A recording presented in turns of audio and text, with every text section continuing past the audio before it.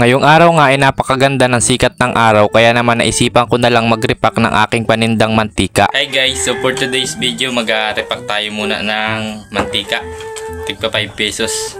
Hanggang dito nga lang pala guys, sa guwit na to yung 5 pesos. Then gumamit ako ng plastic na 1.5 by 10.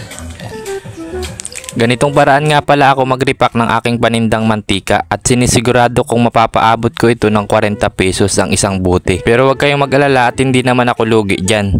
At habang nagre-repack nga ako dyan, sinasamahan ko ng pagkanta kahit hindi naman maganda yung busis.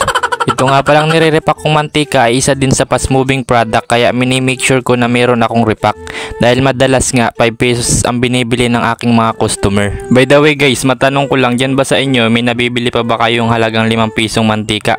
Kadalasan kasi sa mga malalaking tindahan hindi na sila nagre-repack ng tigpa 5. Kadalasan per buti na o kaya naman kalahati. Pero sa akin dahil maliit lang naman yung tindahan ko, nagre-repack ako ng tigpa 5 pesos na mantika. Hindi naman nga natin maitatanggi dahil sobrang mahal naman talaga ngayon ng mantika, diba? At hanggang dito na lang guys. Thank you sa panonood at i-follow nyo na rin ako. Thank you.